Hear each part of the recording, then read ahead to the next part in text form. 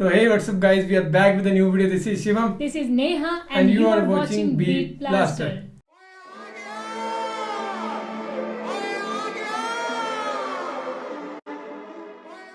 So आपके लिए लेके आ गया है पार्ट 11 मोहम्मद सब के लिए का जी। और पहले आप सभी देख रहे थे हमारे साथ ज़्यादा इंटरेस्ट के साथ, लेकिन अब कुछ लोग नहीं देख रहे हैं। उसको मुझे रीज़न नहीं पता, वो थक गए हैं इसी स्टोरी सुन के।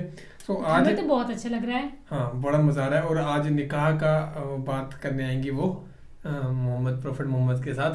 सो देखते हैं कि क्या होता है। तो लेट्स सी। करते हैं प्ले, फिर करते हैं बाकी बातें डिस्कस। करें प्ले। आज चश्मा चेंज है मिफ्ताही जी का। चश्मा चेंज, इसका ध्यान चश्मे पे गया कहीं। करें प्ले। हाँ जी। अस्सलाम वालेकुम दोस्तों, कैसे हो? उम्मीद है कि सब खैरियत से होंगे। अल्लाह आप लोगों को ऐसे ही खुश रखे। सरकार दो आलम सल्लल्लाहु अलैहि वसल्लम की पूरी जिंदगी पर बनने वाली वीडियो सीरीज जिसका नाम मोहम्मद सब के लिए है सल्लल्लाहु अलैहि वसल्लम, उसका ये 11वां हिस्सा यानी पार्ट 11 है। थोड़ा हम रीकैप कर लेते हैं कि हमने 10वें हिस्से में क्या सुना।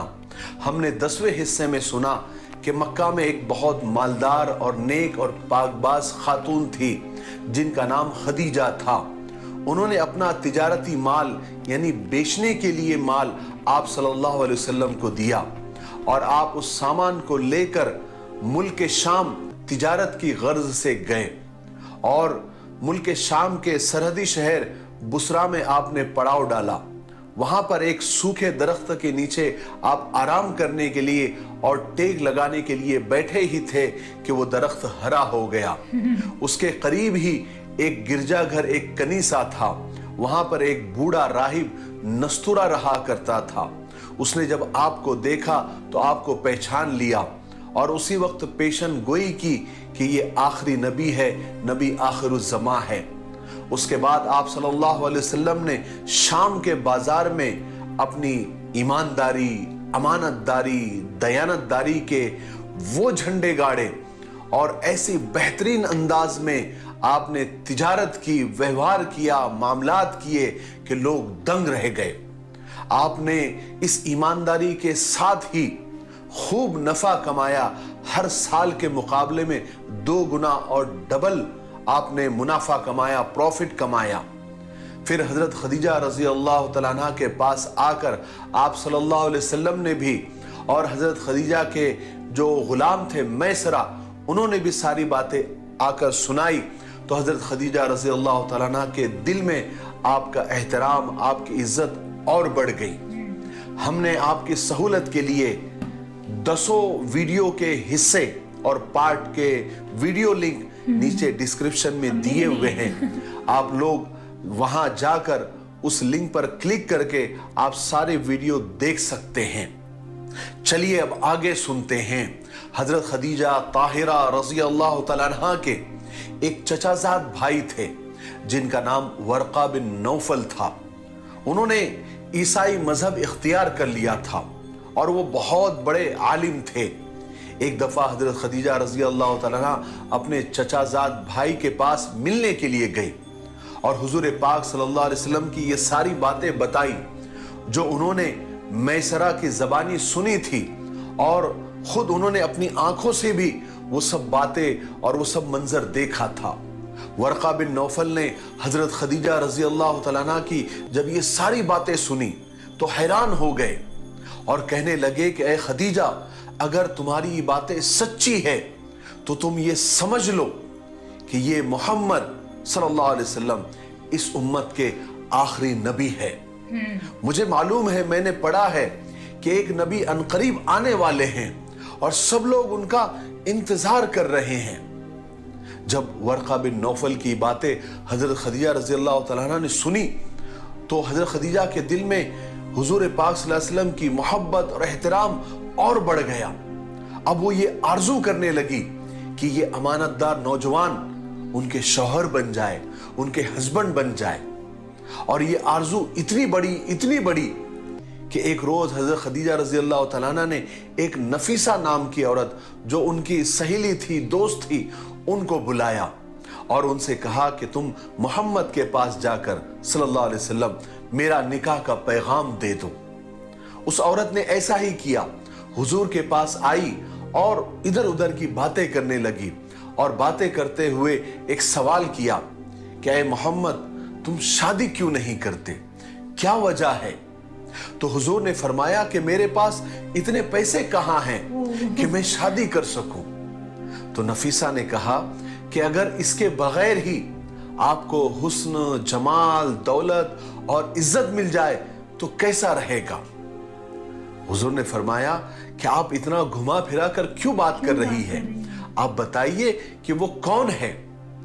नफीसा ने कहा कि खदीजा। हुजूर ने ताज्जुब से पूछा कि वो मुझसे शादी कैसे कर लेगी, वो कैसे राजी होगी? चूंकि हजरत खदीजा रजी अल्लाह तआला अन्हा अपने हुस्न, जमाल, दौलत और पाकबाजी की वजह से पूरे मक्का में मशहूर थी। मक्का के बड़े बड़े सरदारों ने अपने निकाह के पैगाम भेजे थे और सब हजरत खदीजा से निकाह करना चाहते थे, मगर हजरत खदीजा सबको इनकार कर देती थी और हजरत खदीजा का इनकार पूरे मक्का में मशहूर था। इसी वजह से हुजूर पाक सल्लल्लाहु अलैहि वसल्लम को यह ख्याल हुआ कि जब वो हर एक को इनकार कर नेटवर्क का इशू बड़ा डिले आ रहा है ना, थोड़ा दिक्कत आ रही है गाइस, पता नहीं किस चीज में, मौसम भी खराब रह रहा है 3-4 दिन तो से। मुझसे कैसे राजी होगी? तो नफीसा ने आपकी बातों से सारी चीजों का अंदाजा लगा लिया, आपके ख्याल का अंदाजा लगा लिया, आपके इरादे का अंदाजा लगा लिया। उसके बाद नफीसा हजरत खदीजा के पास आई और सारी बातें बता दी और कहा कि मोहम्मद राजी है सल्लल्लाहु अलैहि वसल्लम। उस वक्त आपकी उम्र सिर्फ 25 साल थी। आप अपनी सच्चाई, अमानतदारी की वजह से सारे मक्का में क्या, सारे अरब में अमीन यानी अमानतदार के लक़ब से मशहूर थे। आप कभी बुतों या शराब के पास नहीं जाते थे, बल्कि उनसे नफरत करते थे। हालांकि उस वक्त मक्का में हर तरह की बुराइयां फैली हुई थी, शर फैला हुआ था, मगर आप उनसे दूर अलग थलग ही रहा करते थे। यही वजह थी कि हर छोटा बड़ा, अमीर गरीब आपकी इज्जत करता था। इन सब खूबियों के अलावा आप खुद इंतहाई खूबसूरत और खूबसूरत नौजवान थे।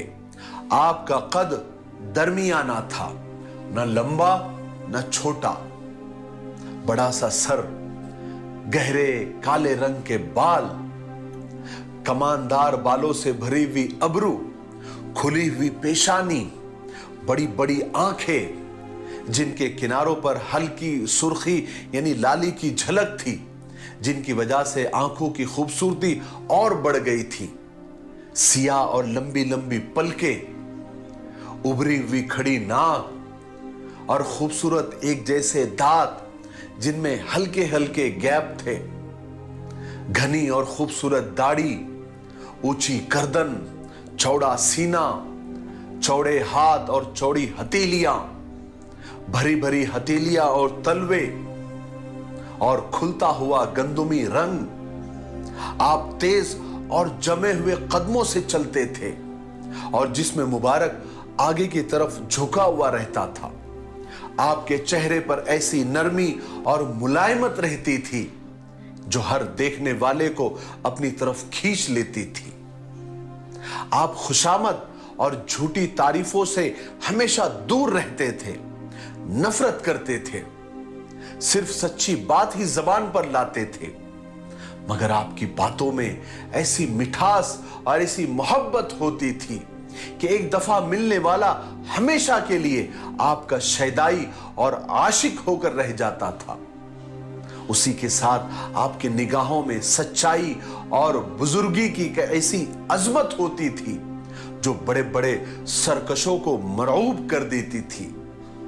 आपके हर अंदाज में ऐसा वकार, ऐसी संजीदगी होती थी कि आपको मिलने वाला आपके अखलाक के साथ साथ आपकी अजमत का भी कायल होकर रह जाता था।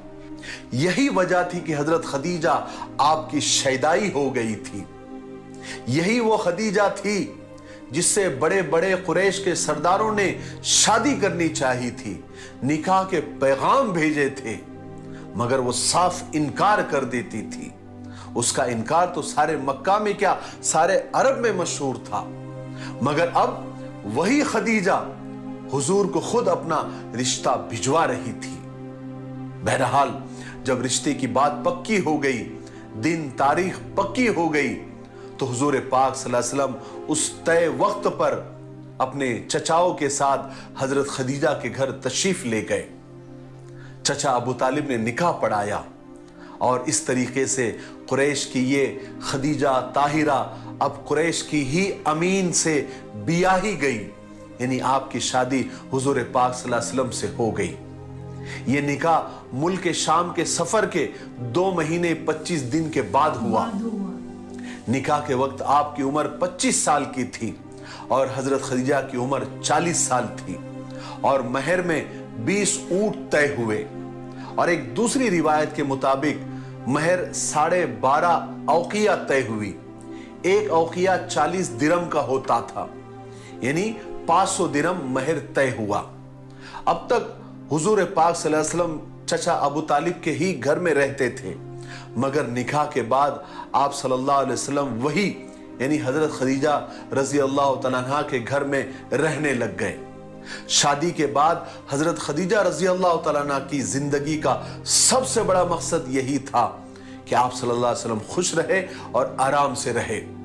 چونکہ حضور پاک صلی اللہ علیہ وسلم کو تنہائی اور سکون پسند تھا، ایسی جگہ جہاں شور اور ہنگامہ نہ ہو، چلا پکار نہ ہو، تو حضرت خدیجہ رضی اللہ تعالیٰ عنہ اپنی طاقت بھر اس بات کا خیال رکھتی تھی اور کوشش کرتی تھی کہ حضور پاک صلی اللہ علیہ وسلم کو کوئی بھی اور کسی بھی قسم کی کوئی تکلیف نہ ہو۔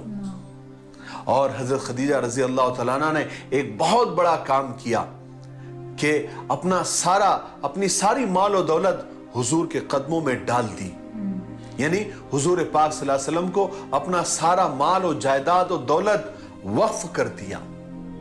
مگر حضور پاک صلی اللہ علیہ وسلم نے کبھی حضرت خدیجہ رضی اللہ تعالیٰ عنہ کے مال پر نظر نہیں رکھی، نہ ہی کبھی اسے استعمال کیا، بلکہ آپ نے یہ کیا کہ اب تک ساری محنت اور سارا کاروبار حضرت خدیجہ کیا کرتی تھی، شادی کے بعد آپ بھی اس کاروبار میں ہاتھ بٹانے لگے، بلکہ سارا انتظام آپ نے سنبھال لیا، اور آپ نے امانت داری، دیانت داری، ایمانداری کے ساتھ ایسا کاروبار کیا، ایسا ویوہار کیا، ایسے معاملات کیے کہ اس کاروبار میں خوب برکت ہونے لگی اور پروفٹ اور نفع کئی گنا بڑھ گیا۔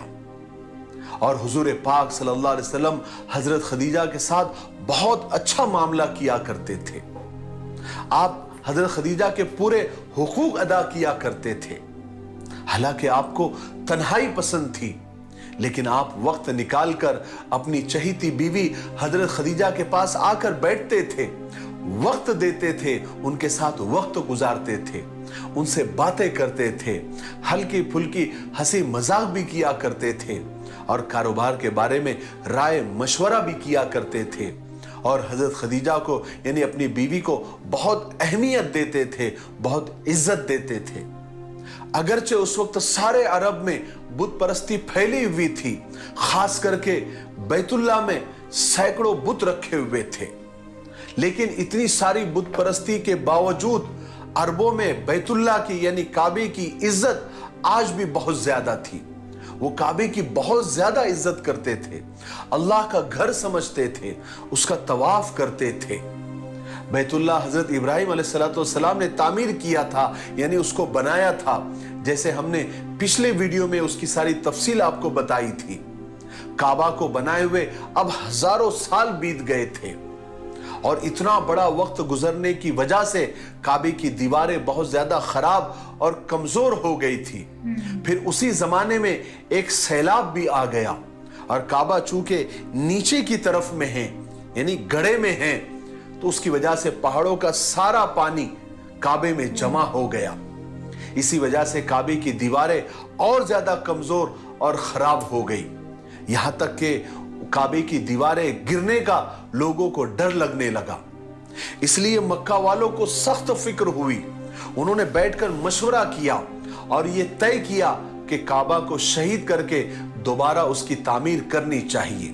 پھر اتفاق رائے سے یہ طے ہو گیا کہ काबे को शहीद किया जाएगा और उसको दोबारा तामीर किया जाएगा और इस बार काबे की दीवारें जरा ऊंची बनाई जाएगी और उस पर छत भी डाली जाएगी, क्योंकि पहले काबे को छत नहीं थी, और अंदर जाने का दरवाजा छोटा और ऊंचा बनाया जाएगा ताकि उसकी हिफाजत हो सके और सीढ़ी लगाकर जाना पड़े।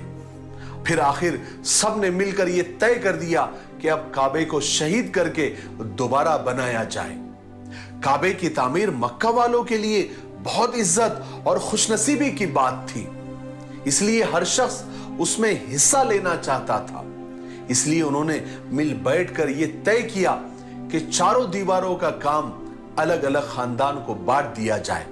दाएं तरफ की दीवार एक खानदान बनाएगा और बाएं तरफ की दीवार एक खानदान बनाएगा, आगे की दीवार अलग खानदान और पीछे की दीवार अलग खानदान।